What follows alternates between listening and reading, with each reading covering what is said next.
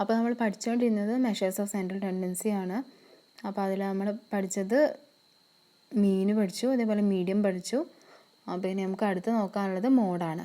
അപ്പോൾ മോഡ് എന്താണെന്ന് നോക്കാം.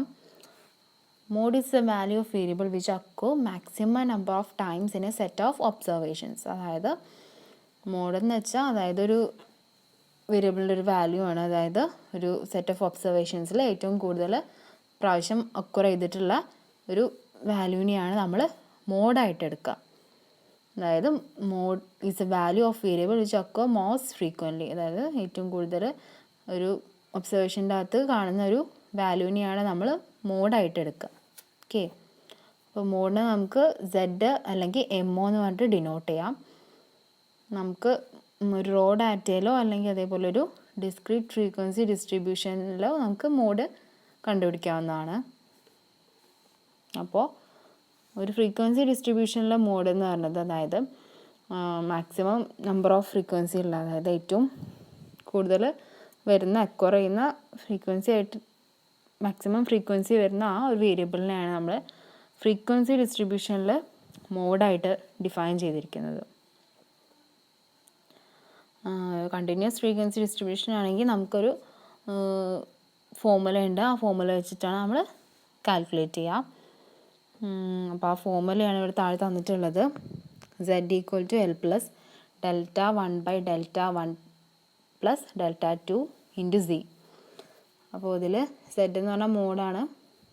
അപ്പോൾ L എന്ന് വെച്ചാൽ lower limit of modal class. ഒരു ക്ലാസ് ഉണ്ടാവും, അപ്പോൾ ആ ക്ലാസ്സിൻ്റെ ലോവർ ലിമിറ്റാണ് നമ്മൾ L എന്ന് പറയുന്നത്. മോഡൽ ക്ലാസ്സിൻ്റെ ക്ലാസ് ഹാവിങ് മാക്സിമം ഫ്രീക്വൻസി, നമ്മൾ നേരത്തെ പറഞ്ഞല്ലോ ഏറ്റവും കൂടുതൽ മാക്സിമം ഫ്രീക്വൻസി ഉള്ളൊരു ക്ലാസ്, ആ ക്ലാസ്സിനെയാണ് നമ്മൾ മോഡൽ ക്ലാസ് എന്ന് പറയുക. പിന്നെ Δ1 എന്ന് വെച്ചാൽ difference between the frequency of modal class and that of pre modal class. Modal ക്ലാസ്സിൻ്റെയും പ്രീ മോഡൽ ക്ലാസ്സിൻ്റെയും ഇടയിലുള്ള ഡിഫറൻസ്, അതായത് നമ്മൾ ഫ്രീക്വൻസി ടേബിളിൻ്റെ അകത്ത് വരുന്ന ആ ഒരു ക്ലാസ്സിൻ്റെയും ഡിഫറൻസ് ഇല്ലേ, അതിനെയാണ് Δ1 എന്ന് പറയാം. Δ2 എന്ന് വെച്ചാൽ difference between frequency of the modal class and the post modal class. അതായത് ഒരു ക്ലാസ്സിൻ്റെയും അതിൻ്റെ മുന്നേ ഉള്ള ക്ലാസ്സിൻ്റെയും തമ്മിലുള്ള ഫ്രീക്വൻസി ഡിഫറൻസിനെയാണ് Δ2 എന്ന് പറയുന്നത്. പിന്നെ C എന്ന് വെച്ചാൽ ക്ലാസ് ഇൻ്റർവെല്ലാണ്. അപ്പോൾ നമുക്കൊരു എക്സാമ്പിൾ നോക്കാം. അപ്പോൾ ഇതൊരു ഫ്രീക്വൻസി ഡിസ്ട്രിബ്യൂഷൻ്റെ ഒരു എക്സാമ്പിളാണ്. അതായത് നമ്മളെ ഫ്രീക്വൻസി ഡിസ്ട്രിബ്യൂഷൻ സാധാ ഫ്രീക്വൻസി ഡിസ്ട്രിബ്യൂഷൻ്റെ എക്സാമ്പിളാണ് തന്നിട്ടുള്ളത്. അതായത് determine the mode of 420, 342, 442 etcetera ഒരു സെറ്റ് ഓഫ് ഒബ്സർവേഷൻസ് തന്നിട്ടുണ്ട്. അപ്പോൾ ഇതിൻ്റെ അകത്ത് നമുക്ക് മോഡ് കാണാൻ എളുപ്പമാണ്. അതായത് ഇതിൽ ഏറ്റവും കൂടുതൽ ഫ്രീക്വൻ്റ് ആയിട്ട് ഒക്കർ ചെയ്യുന്ന നമ്പർ ഏതാണെന്ന് നമുക്ക് ഐഡൻറ്റിഫൈ ചെയ്താൽ മതി അല്ലേ. അപ്പോൾ ഏറ്റവും കൂടുതൽ അല്ലെങ്കിൽ ഒന്നിൽ കൂടുതൽ തവണ ഒക്കറായിട്ടുള്ള നമ്പർ ഇതിലേതാണ് ഉള്ളത്? 395 ആണല്ലേ. വേറെ ഒരു നമ്പർ റിപ്പീറ്റ് ചെയ്തിട്ടില്ല, ഫ്രീക്വൻ്റ് ആയിട്ട് വരുന്നില്ല. അപ്പോൾ ഇതിൽ 2 പ്രാവശ്യം വന്നിട്ടുള്ളത് 395 ആണ്. അപ്പോൾ ഇതിൻ്റെ മോഡ് എന്ന് പറയുന്നത് 395 ആണ്. പിന്നെ അടുത്തത് ഒരു എക്സാമ്പിളാണ്, അതായത് ഒരു കണ്ടിന്യൂസ് ഫ്രീക്വൻസി ഡിസ്ട്രിബ്യൂഷൻ്റെ ഒരു എക്സാമ്പിളാണ് നമുക്ക് തന്നിട്ടുള്ളത്. അപ്പോൾ അത് നോക്കാം. അപ്പോൾ ഈ എക്സാമ്പിളിനകത്ത് calculate the mode of the following data. അവിടെ താഴെ തന്നിട്ടുള്ള ഡാറ്റേൻ്റെ മോഡ് നമുക്ക് കാണണം. അപ്പോൾ അതെങ്ങനെയാണെന്ന് നോക്കാം. അപ്പോൾ ഇവിടെ ഡാറ്റ തന്നിട്ടുണ്ട്, ക്ലാസ്സും അതിൻ്റെ കറസ്പോണ്ടിങ് ആയിട്ടുള്ള ഫ്രീക്വൻസിയും താഴെ തന്നിട്ടുണ്ട്. അപ്പോൾ അതിൻ്റെ സൊല്യൂഷൻ എങ്ങനെയാണ് വരുന്നത് നോക്കാം. അതായത് നമുക്ക് ക്ലാസ് എഴുതാം അല്ലേ, നേരത്തെ തന്നുള്ള ക്ലാസ്സൊക്കെ എടുത്ത് താഴേക്ക് എഴുതാം. അപ്പോൾ അതിൻ്റെ കറസ്പോണ്ടിങ് ആയിട്ടുള്ള ഫ്രീക്വൻസി എഴുതാം.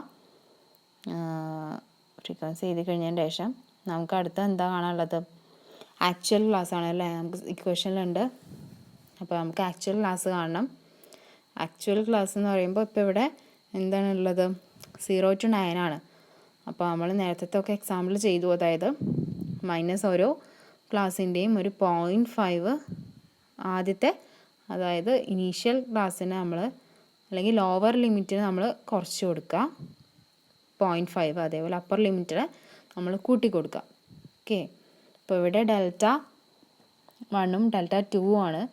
അപ്പോൾ നമ്മളിവിടെ എന്താ ചെയ്യുന്നത്, ഡെൽറ്റ 1നെ, അതായത് ഇവിടെ 0 ആണ് ഡെൽറ്റ 1, അപ്പോൾ അതിന് നമ്മൾ 0.5 കുറയ്ക്കുകയാണ്. അപ്പോൾ -0.5 ആവും. അതേപോലെ തന്നെ 9.5 അതേപോലെ അടുത്ത് എഴുതിയിട്ടുണ്ട്. പിന്നെ അടുത്തത് എന്താ, 10 ആണ്. അപ്പോൾ 10ൻ്റെ അകത്ത് നമ്മൾ 0.5 കുറയ്ക്കുക, അപ്പോൾ 9.5. 19ൻ്റെ അകത്ത് നമ്മൾ 0.5 കൂട്ടുക. അപ്പോൾ അതേപോലെ എല്ലാ കറസ്പോണ്ടിങ് ക്ലാസ് നമ്മൾ അങ്ങനെ ചെയ്തിട്ട് ആക്ച്വൽ ക്ലാസ് കണ്ടുപിടിക്കുക. എന്നിട്ട് നമ്മൾ കിട്ടിയ വാല്യൂസ് എല്ലാം നമ്മൾ ഇക്വേഷനിൽ സബ്സ്റ്റിറ്റ്യൂട്ട് ചെയ്ത് കൊടുക്കുക. അപ്പോൾ z = L + ഡെൽറ്റ 1/ഡെൽറ്റ 1 + ഡെൽറ്റ 2 × z ആണ്. അപ്പോൾ ഇവിടെ L എന്താണ്, L നമ്മൾ നേരത്തെ ഇക്വേഷനിൽ പഠിച്ചു. L എന്താണ് ഇവിടെ, lower limit of the modal class ആണ്.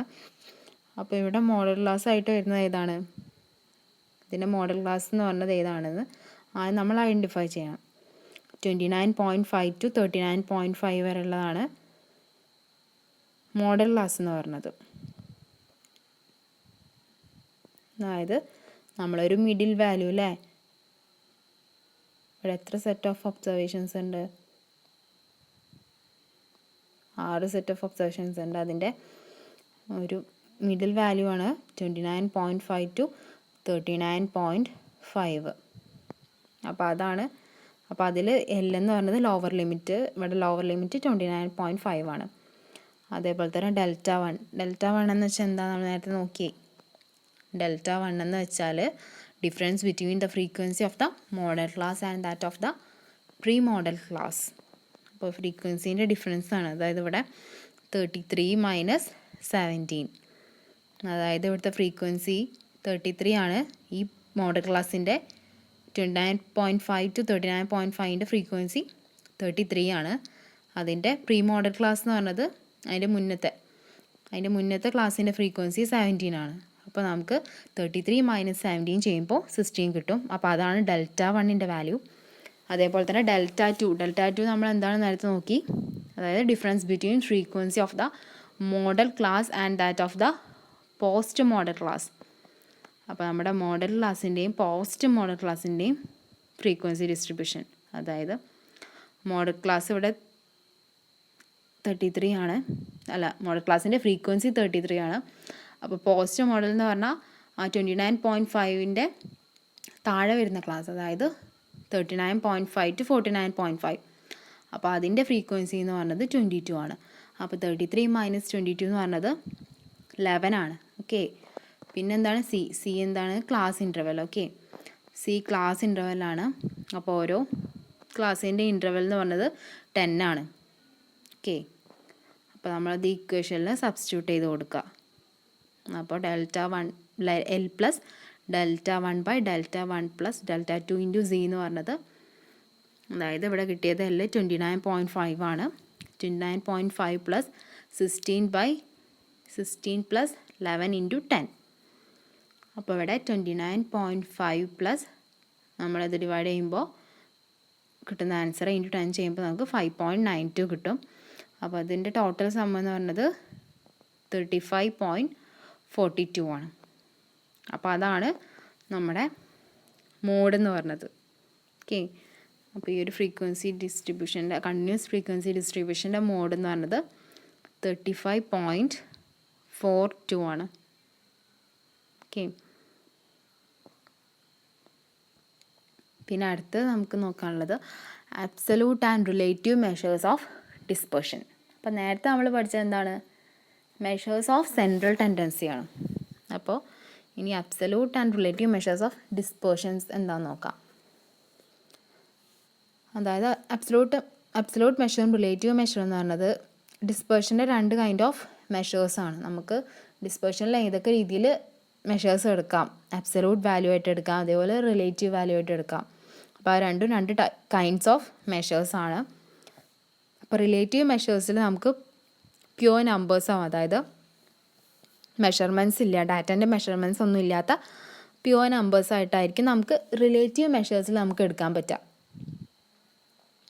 പക്ഷേ അബ്സലൂട്ട് മെഷർ എന്ന് പറഞ്ഞാൽ നമ്മളെന്താ പറയുക, ഒരു മെഷർമെൻ്റ് ഉണ്ടാവും, മെഷർമെൻറ്റ്സിന് ഓരോ യൂണിറ്റ് ഉണ്ടാവുമല്ലോ. അപ്പോൾ ആ യൂണിറ്റ് വെച്ചിട്ടാണ് നമ്മൾ അബ്സലൂട്ട് മെഷർ എടുക്കുക.